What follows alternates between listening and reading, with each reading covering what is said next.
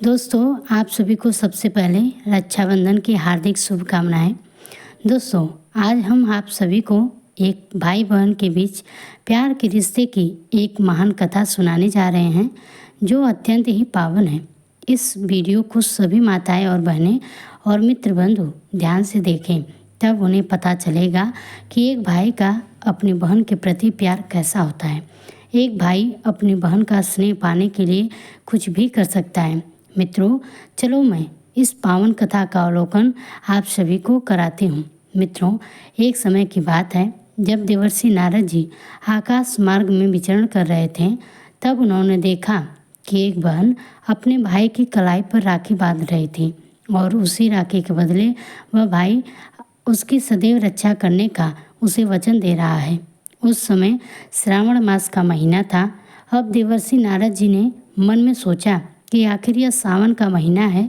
इस महीने में भगवान भोलेनाथ की पूजा आराधना की जाती है, तो क्यों ना मैं भगवान भोलेनाथ के पास जाकर उनसे ही पूछ लेता हूँ कि वह भाई बहन अपने कलाई पर राखी क्यों बांध रही है और भाई उसकी रक्षा का वचन उसे क्यों दे रहा है।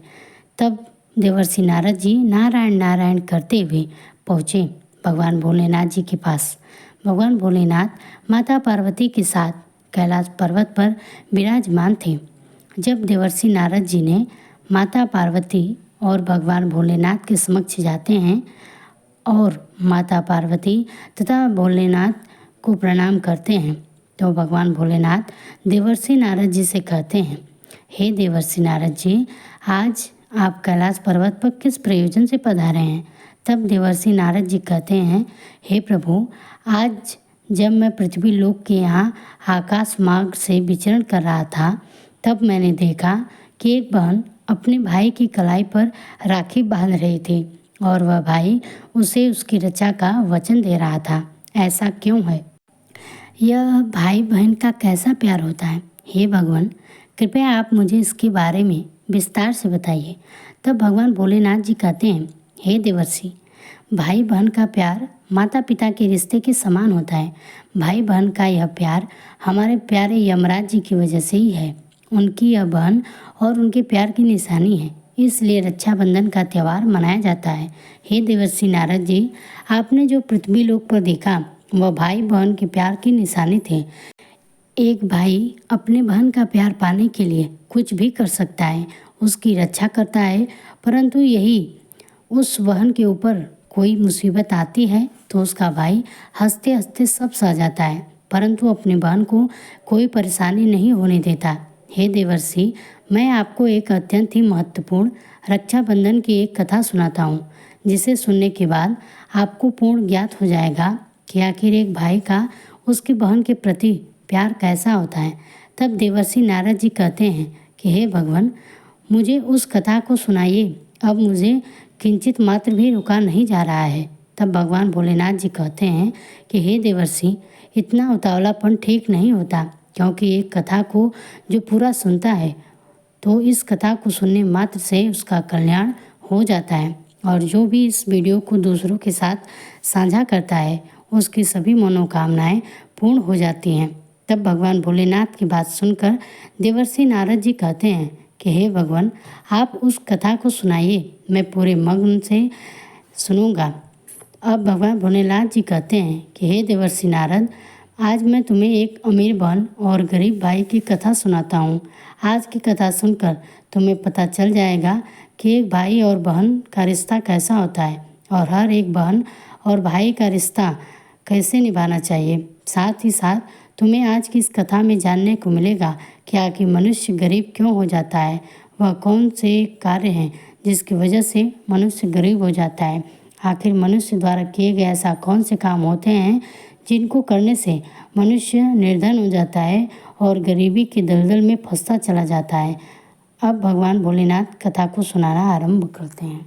हे देवर्षि नारद, बहुत पुराने समय की बात है कि श्रीनगर में एक बहुत ही धनवान माध्यम का एक किसान रहता था। उस किसान के घर में 2 जुड़वा संतानें पैदा हुई थीं।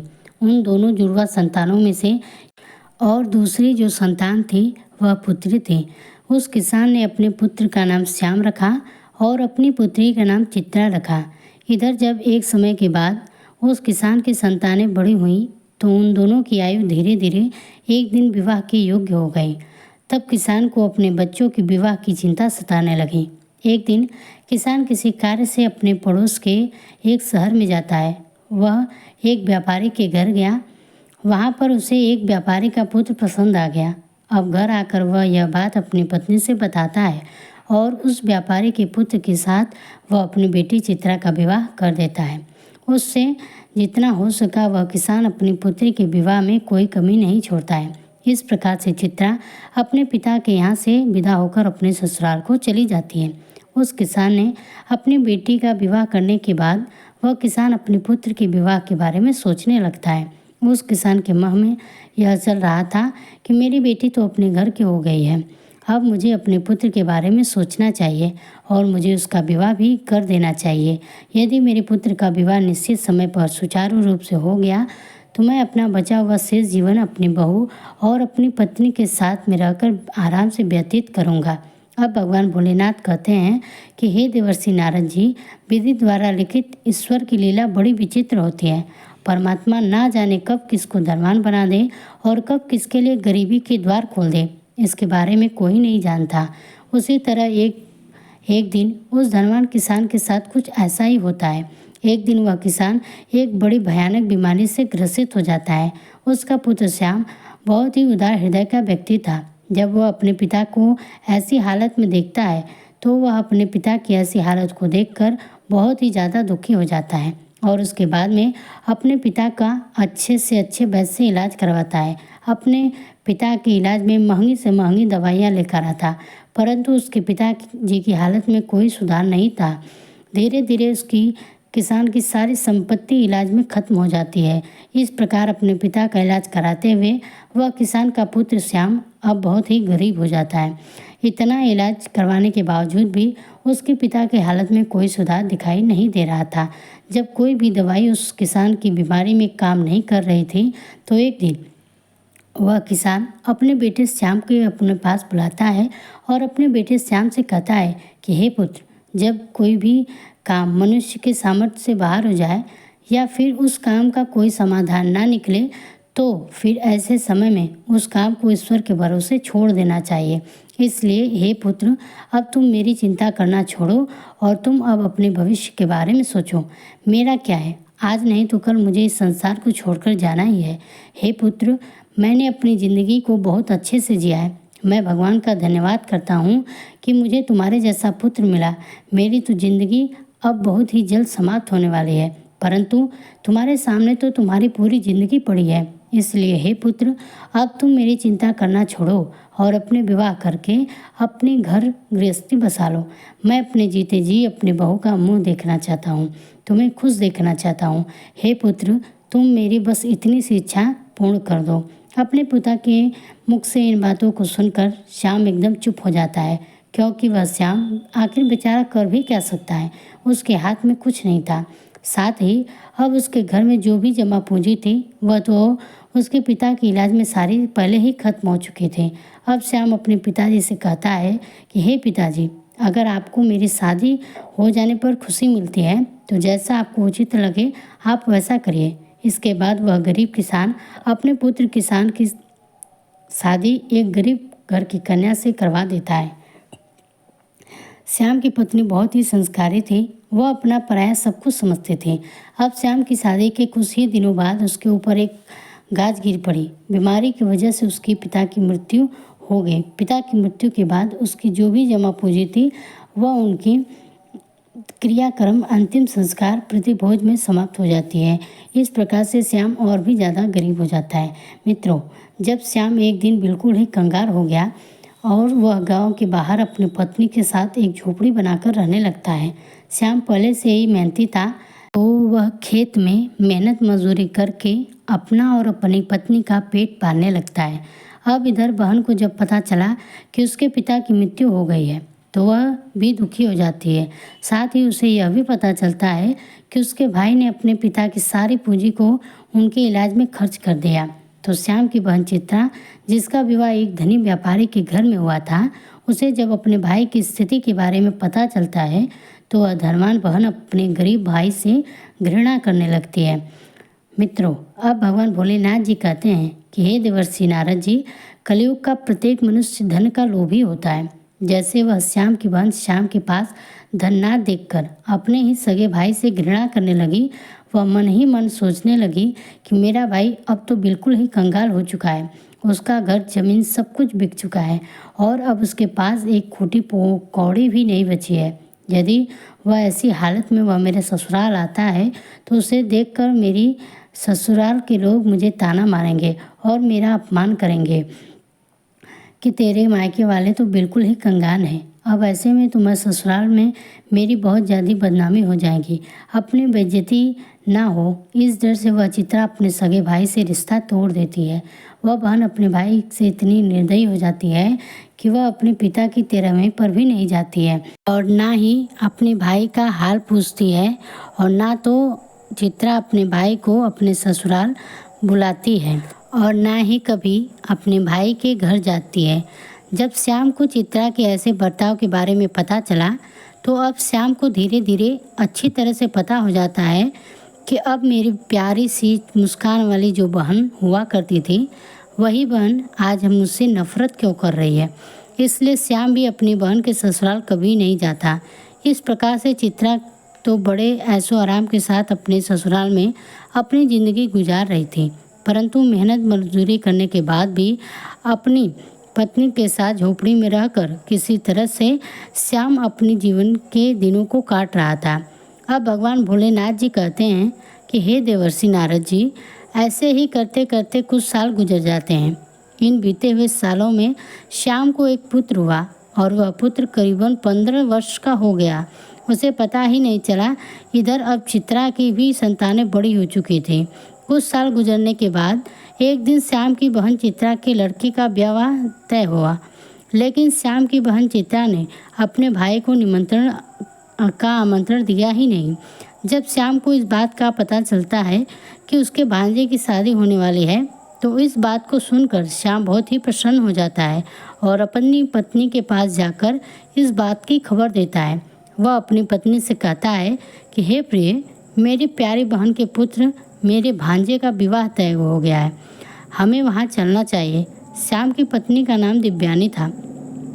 जब श्याम अपनी पत्नी दिव्यानी को यह बातें बताता है कि मेरी बहन के बेटे की शादी है और हम सभी को बहन के घर जाना है, तब अब श्याम की पत्नी को इस बात की जानकारी होती है कि ननद के बेटे की शादी है, तो वह इस बात को सुनकर अत्यंत ही खुश हो जाती है। अब वह सोचने लगती है, चलो इसी बहाने से कम मैं अपनी ननद से जाकर मिल तो आऊँगी और उसके घर को देख आऊँगी। दिव्यानी खुश होकर अपने पति से कहती है, हे पतिदेव, मैं आपके साथ में ज़रूर चलूँगी, लेकिन पहले मुझे यह बताओ, क्या हमारी प्यारी ननद ने हमारे लिए निमंत्रण के लिए आमंत्रण पत्र भेजा है या नहीं। अपनी पत्नी के मुख से इन बातों को सुनकर श्याम बिल्कुल ही चुप हो जाता है। अपनी पत्नी दिव्यानी से कहता है कि हे प्रिय, न्योता तो नहीं आया है, पर मुझे यह दूसरों के द्वारा खबर मिली है कि हमारे भांजे की शादी है, परंतु इससे क्या फ़र्क पड़ता है कि न्योता आया है कि नहीं, आखिर वह भी तो हमारी बहन का ही बेटा है। तब दिव्यानी अपने पति श्यामा से कहती है, हे प्रिय, देखो बात तो आपकी सही है कि आपके भांजे की शादी है, लेकिन बिना निमंत्रण के ननद के घर जाना उचित नहीं है और आपको भी वहाँ नहीं जाना चाहिए। अब वह श्याम अपनी पत्नी दिव्यानी को समझाता है कि हे प्रिय, चित्रा के ससुराल वाले बड़े ही धनवान आदमी हैं, शादी ब्याह का घर है, जल्दीबाजी में उन्हें हमारी याद नहीं आई होगी, या फिर हो सकता है कि उन्होंने हमारे यहाँ निमंत्रण भिजवाया हो, लेकिन निमंत्रण वाला पर्चा हमारे पास तक न पहुँचाओ। इसलिए हे प्रिय, तुम किसी भी प्रकार का कोई सोच विचार मत करो और बच्चे को निमंत्रण जाने के लिए तैयार करके मेरे साथ तुम भी बहन के घर चलो। जब दिव्यानी ने अपने पति श्याम की इन बातों को सुना तब उसने जवाब दिया। दिव्यानी कहने लगती है कि हे प्रिय, यदि तुम जाना चाहते हो तो तुम जा सकते हो, लेकिन बिना निमंत्रण के न ही मैं जाऊंगी और न ही मेरे बच्चे जाएंगे। श्याम ने जब अपनी पत्नी के मुख से ऐसी बातें सुनी तो श्याम कहता है, ठीक है, यदि तुम्हारी यही इच्छा है तो तुम बच्चों के साथ घर पर ही रहो, मैं अकेला चित्रा के ससुराल के लिए चला जाता हूँ। यदि मैं अपनी बहन के ससुराल नहीं गया तो मेरे बहन की देवरानियाँ और जेठानियाँ और घर परिवार के लोग उन्हें ताना मारेंगे कि खर्चा ना हो जाए, इसलिए तेरा भाई नहीं आया होगा। अब इतना कहकर श्याम घर के अंदर से बाहर जाता है। अब भगवान भोलेनाथ जी कहते हैं कि हे देवर्षि, अब श्याम जो था वह बहुत ही ज़्यादा गरीब हो चुका था। श्याम के पास चावल और वस्त्र खरीदने के लिए पैसे नहीं थे। अब श्याम अपनी बहन के घर जाने के लिए वह अपने मित्र से थोड़े पैसे उधार लेते हैं और श्याम ने उधार लिए हुए पैसों से अपनी बहन चित्रा और अपने बहनोई के लिए सुंदर सुंदर वस्त्र खरीदते हैं और उन कपड़ों को लेकर श्याम सुबह अपनी बहन के ससुराल के लिए चल देता है। पैदल पैदल चलते चलते श्याम को सुबह से शाम हो जाती है। तब वह अपनी बहन के दरवाजे पर पहुंचता है और दरवाजे के एक तरफ जाकर के खड़ा हो जाता है। श्याम बेचारा दरवाजे पर खड़े होकर अपनी बहन चित्रा के आने का इंतज़ार कर रहा था।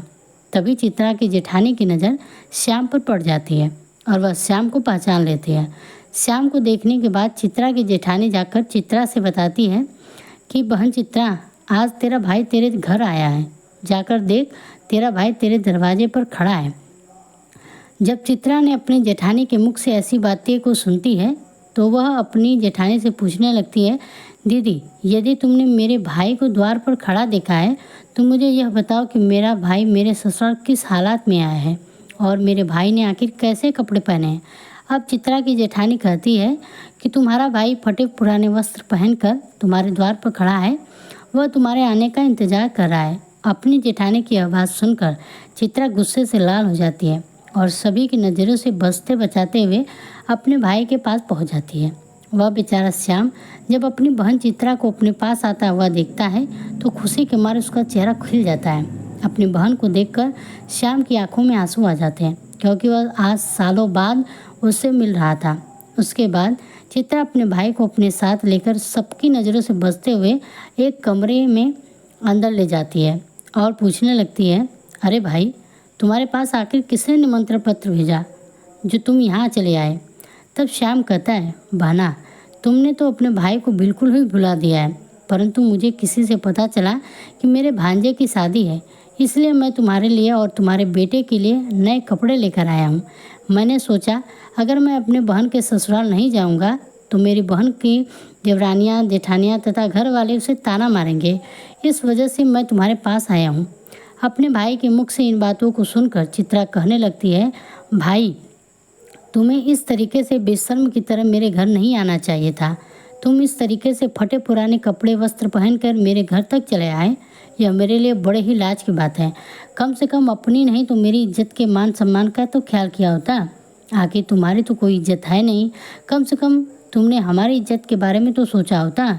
मेरा विवाह ऊंचे कुल में हुआ है, इस वजह से तुम्हें ऐसे बनकर नहीं आना चाहिए था। जब श्याम अपनी बहन चित्रा के मुख से ऐसे कटु वचन को सुनता है तब उस मजबूर भाई का कलेजा छन्नी हो जाता है। अब भगवान भोलेनाथ कहते हैं कि हे देवर्षि नारद जी। तब श्याम अपनी बहन के पैरों पर गिरकर माफ़ी मांगने लगता है। श्याम कहता है कि हे बहन, मुझे क्षमा कर दो, मुझे नहीं पता था कि मेरी वजह से यहाँ तुम्हारी बदनामी होगी। मैं तो हमेशा यही चाहता हूँ तुम्हारी बदनामी ना हो, तुम्हारी देवरानियाँ, जेठानियाँ, घर वाले तुम्हें ताना ना मारे, इसलिए तो मैं तुम्हारे लिए नए वस्त्र लेकर आया हूँ।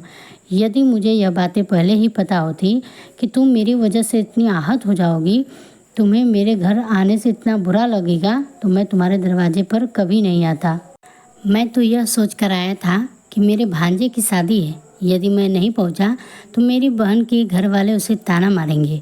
जब श्याम ने इतनी सारी बातें बोली तो चित्रा को श्याम की इन बातों को सुनकर गुस्सा थोड़ा शांत हो जाता है।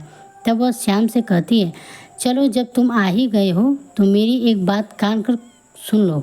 जब तक मेरे बेटे की शादी नहीं हो जाती तब तक इस जगह पर बंद रहना और भूलकर भी इस कमरे से बाहर निकलने की गलती मत करना, वरना तुम्हें देखकर लोग कहेंगे कि चित्रा का भाई तो भिखारी है और मैं यह नहीं चाहती कि मेरे गरीबों की गिनती हो। जब सभी मेहमानों के लिए भोजन बन जाएगा तो मैं तुम्हें भोजन थाली इस कमरे में पहुंचा दूंगी। तुम भोजन खाकर चुपचाप पिछले के दरवाजे से अपने घर को चले जाना।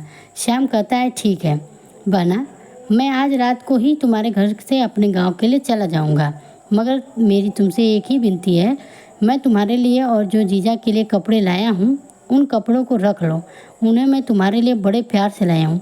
चित्रा अपने भाई के कपड़ों को ले लिया और चुपचाप कमरे के बाहर चली जाती है और जाते जाते समय उस कमरे की कुंडी लगा जाती है। श्याम बाहर ना आ सके, श्याम उस कमरे में बैठकर अपनी बहन का इंतजार करने लगा।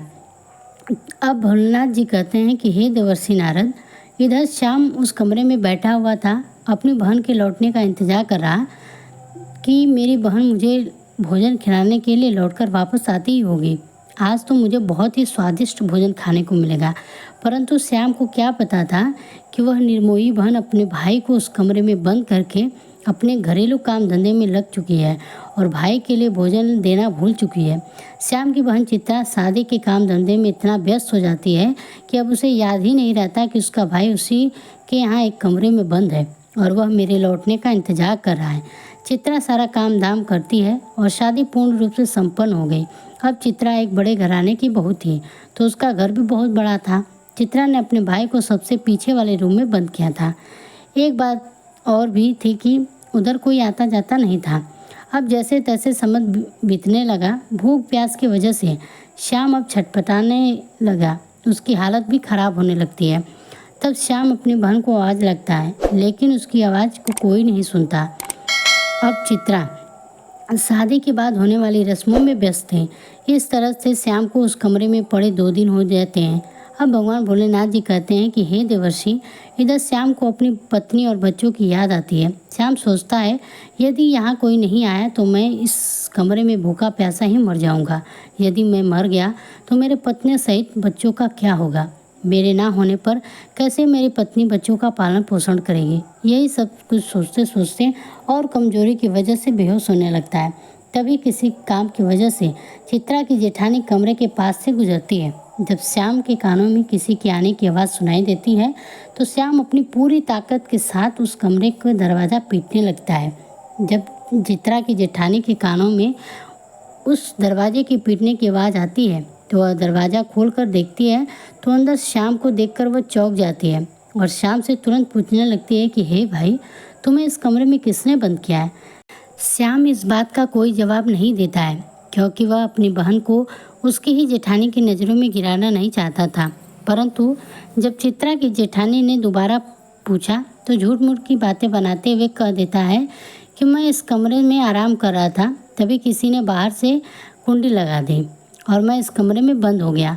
बहन, यदि तुम आज नहीं आती तो मेरे प्राण चले जाते हैं। और इतना कहने के बाद श्याम घर के पीछे के दरवाजे से चुपचाप बाहर निकलकर चला जाता है।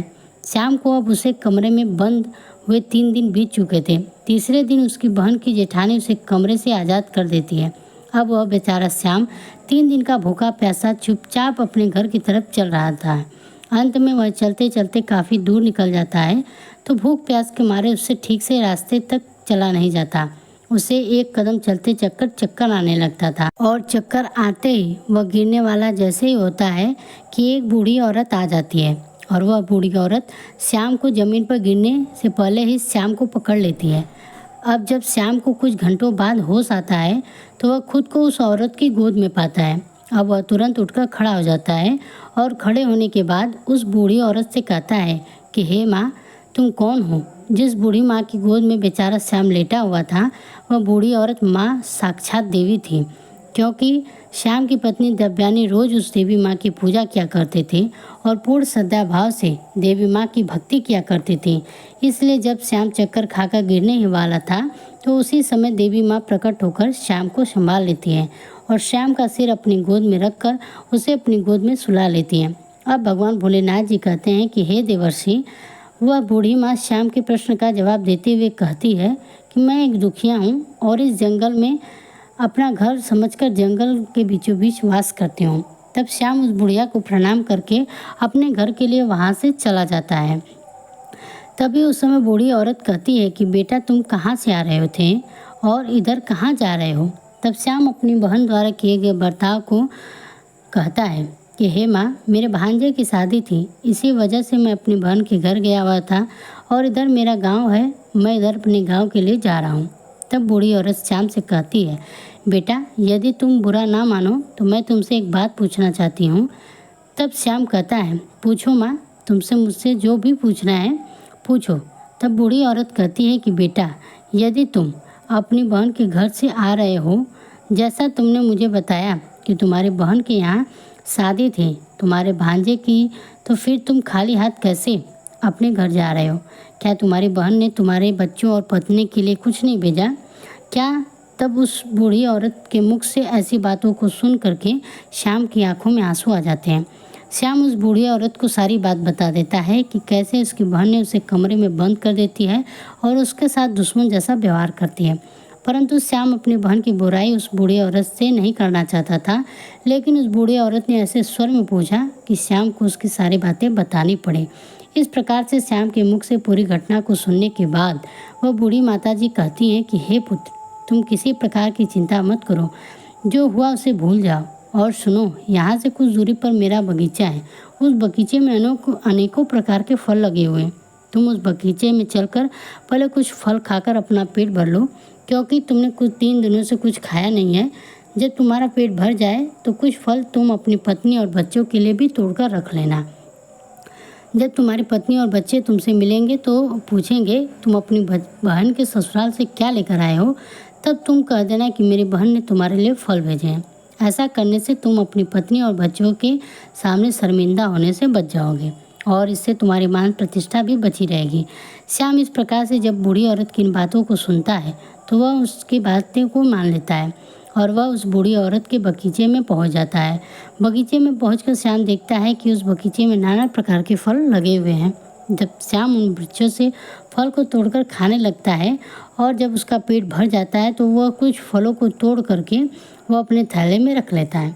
यह सब करने के बाद श्याम उस बूढ़ी औरत से आज्ञा लेकर अपने घर के लिए चलने को तैयार हो जाता है। तो वह बूढ़ी औरत श्याम से कहती है कि हे पुत्र, जाते समय तुम मेरी इन 8 बातों को ध्यान से सुनते जाओ, यह तुम्हारे जीवन में बहुत ज़्यादा काम आएंगी। अब भगवान भोलेनाथ आगे कहते हैं कि हे देवर्षि, अगर किसी मनुष्य को ध्यान से परखना है तो उस मनुष्य को यह 8 बातें अवश्य ध्यान में रखनी चाहिए। जब भगवान भोलेनाथ कथा को आगे बढ़ाते हुए कहते हैं कि इस प्रकार से वह बूढ़ी औरत को, जो साक्षात देवी का अवतार थी, वह श्याम को 8 बातें बताती है। उन 8 बातों को सुन करके श्याम अपने घर के लिए चल देता है। जब श्याम फलों से भरे हुए थैले को लेकर अपने घर पहुंचता है तब श्याम का बड़ा बेटा, कुछ आसपास के छोटे बच्चे श्याम की पत्नी के पास आ जाते हैं और पूछने लगते हैं कि आप बुआ के घर से आ रहे हो, आखिर बुआ ने हमारे लिए क्या भेजा है। श्याम ने जब बच्चों के मुंह से यह सुना तो श्याम ने अपने हाथों का थैला अपने पत्नी को थमा दिया और थैला देने के बाद श्याम घर से बाहर निकलकर अपने खेतों को चला गया, क्योंकि वह अपनी बहन के बर्ताव से बहुत ही परेशान था। वह अपने मन में सोच रहा था कि मेरी बहन इतनी निर्दयी कैसे हो सकती है। शादी से पहले तो वह मुझसे बहुत प्यार किया करती थी। रक्षाबंधन पर वह मेरे लिए कुछ न कुछ करती रहती थी, थाली सजाती थी, मेरी आरती उतारी किया करती थी, मेरे हाथ पर राखी बांधी थी, लेकिन मुझसे बहुत ज़्यादा प्यार करती थी। आज वही बहन मुझे देखने तक के लिए तैयार नहीं है और उसका कारण बस यही है कि मैं गरीब हो गया हूँ। इसी तरह के ख्याल श्याम के मन में चल रहे थे। श्याम बहुत ही परेशान था। जब श्याम अपने खेतों पर चला जाता है तब श्याम की पत्नी जब उस थैले को खोलकर देखती है तो थैले के अंदर का नज़ारा देखकर श्याम की पत्नी एकदम हैरान रह जाती है, क्योंकि इस थैले में कोई फल नहीं थे। देवयानी के थैले में देखती है कि वह थैला पूरा सोने चांदी से भरा हुआ था। श्याम को जब फल लाया था उसमें कुछ अनार भी थे। जब दिव्यानी ने अनार को फोड़ा तो अनार के फलों में हीरे निकलते हैं। यह सब देख करके दिव्यानी बहुत खुश हो जाती है। उसे कुछ समझ नहीं आ रहा था कि यह कैसे हो रहा है। वह भागी भागी अपने पति के पास पहुंचती है और अपने पति के पास खेतों में पहुंचकर पति से कहती है कि हे प्रिय, तुम शादी में तो गए थे, तुम लेकर क्या आए हो? तुम्हारी बहन ने क्या दिया है? अपनी पत्नी की इन बातों को सुनकर श्याम सोचने लगता है कि शायद जो उस बूढ़ी औरत ने मुझे फल दिए थे वह फल मेरी पत्नी को पसंद नहीं आए होंगे, इसलिए मेरी पत्नी मुझसे ऐसी बात कर रही है। मुझे तो अपने बच्चों के लिए लड्डू पेड़ा लेकर आना चाहिए था या फिर उनसे कुछ वस्त्र लाने चाहिए थे। तब श्याम की पत्नी अपनी पत्नी से कहता है कि हे प्रिय, मेरी बहन ने जो मुझे कुछ दिया है वो मैंने लाकर तुम्हें दे दिया। अब जो कुछ थैले में है उसे ही तुम बच्चों में बांट दो। श्याम की बात को सुनने के बाद उसकी पत्नी कहती है कि हे प्रिय, तुम पहले घर चलो और घर पर चलकर देखो कि तुम्हारी बहन ने तुम्हारे लिए क्या भेजा है। यह कहकर दिव्यानी अपने पति के हाथ को पकड़कर अपने घर के भीतर ले जाती है और अपने पति से कहती है, देखो जरा इसे सही, आखिर हमारी ननद ने हमारे लिए क्या भेजा है। और इतना कहकर दिव्यानी श्याम के सामने थैले को पटक देती है। थैला पटकते ही अंदर के हीरे मोती सोने चांदी निकलते हैं। दिव्यानी कहती है कि आखिर हमारी ननद ने तो हमारा भाग्य ही बदल दिया। उन्होंने फलों में छुपा करके हमें हीरे मोती भेजे हैं। जब यह नज़ारा श्याम देखता है तो उसे समझ आ जाता है कि मुझे जो रास्ते में बूढ़ी औरत मिली थी वह कोई साधारण औरत नहीं थी, वह साक्षात कोई देवी माँ थी। उनकी वजह से यह सब हुआ है। मेरी बहन तो मुझे कुछ नहीं दिया, वह इस बारे में अपनी पत्नी से कुछ नहीं बताता है। श्याम मन ही मन उस बूढ़ी औरत का धन्यवाद करता है। अब इस प्रकार से श्याम को बहुत सारा धन मिल जाता है।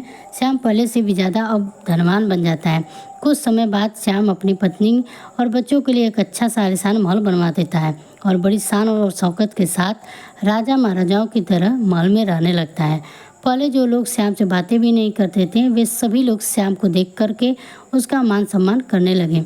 धीरे धीरे इधर जब श्याम का महल तैयार हो जाता है, जब उसकी राजा महाराजाओं जैसी शान शौकत हो जाती है, तो एक दिन श्याम की पत्नी दिव्यानी अपने पति से कहती है कि हे प्रिय, बहुत ही जल्द सावन का महीना आने वाला है और सावन के महीने में सभी स्त्रियां अपने पिता के घर जाती हैं, इसलिए तुम भी अपने बहन के ससुराल जाओ और मेरी ननद को मेरे घर पर लेकर आओ।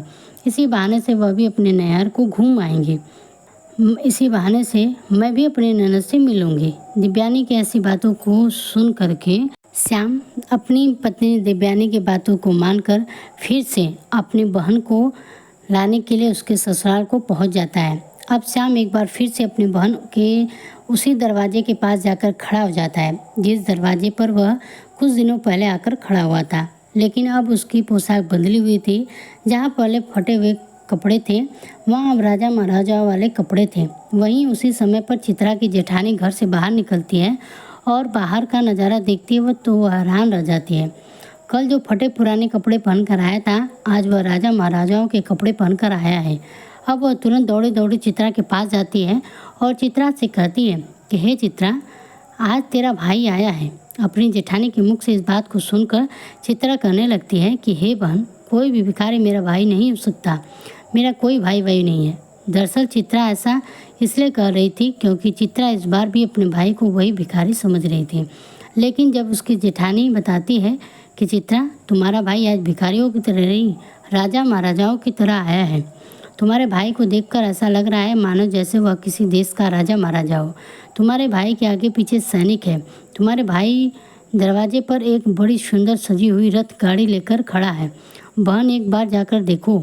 तो आज जब चित्रा ने जेठानी के मुख से इन सभी बातों को सुना तो उसे अपनी जेठानी की बातों पर किसी प्रकार का कोई यकीन नहीं होता है और वह सच्चाई जानने के लिए अपने भाई को छुप छुप कर देखने लगती है। जैसे ही चित्रा ने अपने भाई को एक राजा के महाराजा के रूप में देखा तो अपने भाई के ठाट बाट को देख करके चित्रा एकदम से चकित रह गई। वह सोचने लगी कि कल तो मेरा भाई बिल्कुल ही भिखारी था, उसके पास पहनने के लिए एक वस्त्र भी नहीं थे, फिर अचानक एकदम से वह इतना अमीर कैसे बन गया। अब तो श्याम की बहन चित्रा आरती का थाल सजाकर अपने भाई की आरती उतारने लगती है। उसके बाद चित्रा अपने भाई को बड़े ही आदर के साथ अपने घर में बुलाकर ले जाती है और अपने भाई से कहती है कि हे भैया, मुझे क्षमा कर दीजिए, मेरी वजह से तुम्हें बहुत ज़्यादा कष्ट और शर्मिंदगी उठानी पड़ी। मुझे तुम्हारे साथ ऐसा नहीं करना चाहिए था। अपनी बहन के मुख से इन बातों को सुनकर श्याम कहने लगता है कि बहना, कोई बात नहीं, उस समय पर हमारे दिन कुछ अच्छे नहीं थे। तुम्हारी गलतियों के लिए मैंने तुमसे पहले ही क्षमा मांग ली है। बहन, अब तुम इन बातों को छोड़कर मेरे साथ मेरे घर चलने की तैयारी करो। बहन, मैं तुम्हें बुलाने के लिए आया हूँ, अब तुम्हें मेरे साथ मेरे घर चलना है। तुम्हारी भाभी ने तुम्हें बुलाने के लिए मुझे यहाँ पर भेजा है। इतना सुनकर चित्रा अब खुशी खुशी अपने भाई के घर पर जाने के लिए तैयार हो जाती है और तैयार होकर चित्रा अपने भाई के रथ में बैठकर जाती है। अब भगवान भोलेनाथ जी आगे कहते हैं कि हे देवर्षि, एक भाई जिसकी बहन ने उसे गरीब होने पर खाने तक के लिए नहीं पूछा और वही भाई जिसके पास धन आते ही वह अपनी बहन को बुलाने के लिए उसके ससुराल चला गया और उसकी सारी गलतियों को भूल गया। इस तरीके से जब श्याम की बहन अपने नहर में पहुंचती है तो अपने भाई की शान और शौकत को देखकर एकदम दंग रह जाती है। वह देखती है कि एक भव्य आलीशान महल है और महल के अंदर नाना प्रकार के नौकर चाकर लगे हुए हैं और अन्न के भंडार भरे हुए हैं। चित्रा अपने भाई की ऐसी स्थिति को देखकर एकदम हैरान रह जाती है और महल में पहुंचने के बाद श्याम की पत्नी दिव्यानी भी अपनी ननद की खूब सेवा करती है। 7 दिनों तक वह उसे अपनी पलकों पर बिठाकर रखती है। दिव्यानी को लगता है कि यह सब सानो सकत हमारी ननद की वजह से है। अपनी ननद की मदद के कारण ही हम इस मुकाम पर पहुँचे हैं। उसकी सोच अपनी ननद के प्रति अडिग थी। श्याम ने कभी अपनी पत्नी को अपने अमीर होने की बात नहीं बताई। श्याम नहीं चाहता था कि उसकी पत्नी उसकी बहन से द्वेष करे, कि यह सब उसकी बहन चित्रा की वजह से नहीं है बल्कि देवी माँ की वजह से है। परंतु श्याम अपनी बहन को भी इसमें शामिल रखता है, क्योंकि अगर उसकी बहन उसके साथ ऐसा व्यवहार नहीं करती तो शायद उसे देवी माँ का आशीर्वाद प्राप्त नहीं होता। श्याम अपनी पत्नी दिव्यानी इस बात से अवगत नहीं करता है। यह सोच करके दिव्यानी अपनी ननद की खूब आवा भगत सेवा भगत करती है और अपनी ननद का खूब ख्याल रखती है। कुछ दिन बीतने के बाद जब श्याम की बहन चित्रा अपने ससुराल जाने को तैयार हो जाती है तो श्याम की पत्नी दिव्यानी अपने पति से कहती है कि हे प्रिय, कल तुम्हारी बहन अपने घर जाएगी, इसलिए तुम बाजार जाओ और बाजार जाकर अपनी बहन के लिए कोई अच्छा सा तोहफा लेकर आओ। अपनी पत्नी की इन बातों को सुनकर श्याम घर से बाहर चला जाता है और श्याम एक मोची की दुकान पर पहुंचता है और मोची से कहता है कि हे मोची भाई, मुझे अपनी बहन के लिए बोलने वाली जूती बनवानी है। क्या तुम मेरी बहन के लिए बोलने वाली जूती बना सकते हो? मोची कहता है कि हे सेठ, मैं बोलने वाली जूती तो बना दूंगा, लेकिन उसमें बनवाने की कीमत बहुत ज़्यादा लगेगी। तब श्याम उस मोची से कहता है कि हे भाई, मैं तुम्हें मुँहमांगा पैसा दूंगा, लेकिन तुम ऐसी जूतियाँ बना दो कि वे जूतियाँ जब मेरी बहन पहन कर चले तो वे जूतियाँ बारी बारी से आपको जो यह 8 बातें बताने वाला हूँ उन 8 बातों को बोले। इसके बाद मोची को श्याम ने वह ज्ञान की 8 बातें बताता है जो बातें उस बूढ़ी औरत ने चलते समय श्याम को बताई थी। अब श्याम मोची से कहता है कि हे मोची भाई, अब मैं तुम्हें वह ज्ञान की बातें बताता हूँ। इस प्रकार से श्याम बारी बारी से वे बातें मोची को बताता है। श्याम कहता है कि पहली बात तो यह है कि कहीं मानवता की भूल होती है, अज्ञानता निर्धनता का मूल। श्याम दूसरी बात बताता हुआ कहता है कि समय भरोसे जो बैठा रहता है वह सदा गरीब बना रहता है। वह मनुष्य अपने काम और बल पर ध्यान नहीं देता, यही गरीबों के एक लक्षण है। उसका नसीब आलस में ही बीतता है। तीसरी बात जो है, मनुष्य सदा ही परिवर्तनहीन कर्म करता है, वह भी सदैव निर्धन ही रहता है। चौथी बात यह है कि गरीबी से बड़ा कोई अभिशाप नहीं, इसलिए ज्ञान को हासिल करके अज्ञान को दूर करो। 5वीं बात है, आप दोष समय को नहीं दो, मजबूत कर्म साधनों में जुटो और अपनी गरीबी को दूर करो। 6वीं बात है कि कर्म कभी कोई कार्य नहीं करता, नसीब सदैव भाग्य के भरोसे नहीं बैठता, वह मानव द्वारा किए गए परिश्रम के भरोसे बैठता है। और 7वीं बात यह है कि अज्ञानी से सदा ही प्रेम करो। एक गरीब आदमी गरीबों को बारंबार विजय कराने वाला एक विजेता होता है। ज्ञान सदैव हथियार का काम करता है। श्याम 8वीं बात को बताते हुए मोची से कहता है कि हे मोची भाई, मेरी बहन जब 8वां कदम रखे तो जूतियाँ बस यही बात बोले कि पैसों के बाजार में बदल गए, तहजीब धन दौलत से जुड़ गए, रिश्ते हुए गरीब। अब श्याम मोची से कहता है कि हे मोची भाई, ऐसी 8 बातें बोलने वाली मुझे जूतियाँ बना दो। जब ये 8 बातें वह जूतियाँ बोलेगी तब मेरी बहन इन बातों को सुनेगी तो उसे अपने गलती का एहसास होगा। उसने कैसे पैसे के घमंड में आकर अपने ही भाई का ऐसा अपमान किया था। उसे अपने भाई का अपमान नहीं करना चाहिए था। श्याम उस मोची से अपनी बहन के लिए हीरो मोतियों से जड़ी हुई सोने और चांदी की जूतियाँ बनवा देता है और उन जूतियों को लेकर अपनी बहन को उपहार के स्वरूप में देता है। सोने चांदी की जूतियों को देखकर चित्रा का चेहरा एकदम ही खुल जाता है, क्योंकि धन के लोभी पहले से ही थे। इस वजह से सोने चांदी हीरे जवाहरात रात की जूतियाँ को देखकर उसके मन में लालच आया। अब चित्रा अपने भाई से विदा लेकर अपने घर के बाहर चली जाती है। जब चित्रा अपने ससुराल पहुंच जाती है तो चित्रा की देवरानी जेठानियाँ पूछने लगती है, चित्रा, तुम अपने भाई के घर से आई हो, तुम्हारे भाई ने तुम्हें क्या उपहार दिया है? तब चित्रा अपनी देवरानी जेठानी तथा अपने सास ससुर को, अपने देवर जेठानी को अपने भाई द्वारा दी गई भेंट को दिखाती है और कहती है कि देखो, मेरे भाई ने सोने चांदी से जड़ी हुई हीरे मोती से बनी हुई जूतियाँ दी हैं। तब उन जूतियाँ को पहन करके चल के दिखाती है। जैसे ही चित्रा उन जूतियों को पहन करके चलती हैं तो जूतियाँ बोलने लगती हैं कि पैसों के बाजार में बदल गई तहजीब, धन दौलत से जुड़ रहे रिश्ते हुए गरीब। जब चित्रा इस बात को सुनती है तो उसका सर शर्म से झुक जाता है। अपने भाई को याद करके एकदम से रोने लगती है। जब चित्रा को ऐसा लटका हुआ मुँह देखकर देवरानी जेठानी देखती हैं तो वो पूछने लगती है कि चित्रा, आखिर क्या हुआ जो तुम अचानक से रोने लगी। चित्रा अपने देवरानी जेठानी को सारी बातें बताती है कि है बहन, मैंने अपने पैसों के घमंड में अपने भाई को कितना भला भला कहा। मैंने अपने भाई को गिलास तक पानी तक नहीं पूछा। आज देखो मेरे भाई ने मुझे कीमती जूतियाँ बनवा कर दी हैं। अब तो मुझे अपने आप से घृणा होने लगी है। मैं तो जीना नहीं चाहती। तभी चित्रा की जेठानी उसे समझाने लगती है कि हे बहन, जो कुछ हुआ उसे भूल जाओ। आगे से याद रखना, कभी भी किसी के साथ ऐसा बर्ताव मत करना, क्योंकि जो व्यक्ति धन दौलत का घमंड करता है उससे माता लक्ष्मी हमेशा के लिए दूर चली जाती है। इसलिए मेरी इन बातों को याद रखना। किस तरीके से चित्रा जेठानी की बातों को समझती है, जिससे अब चित्रा भी प्रेम व्यवहार के साथ सबसे पेश आने लगती है।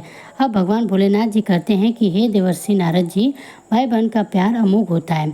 उसमें यदि एक समय के लिए दरार आ भी जाती है तो कुछ समय बाद पश्चात वह पुनः भर जाती है, जैसे श्याम और उसकी बहन चित्रा के बीच दरार भर गई।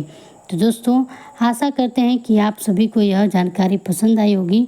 अगर वीडियो पसंद आई हो तो एक लाइक ज़रूर करें तथा कमेंट बॉक्स में जय श्री कृष्ण और हर हर महादेव ज़रूर लिखें।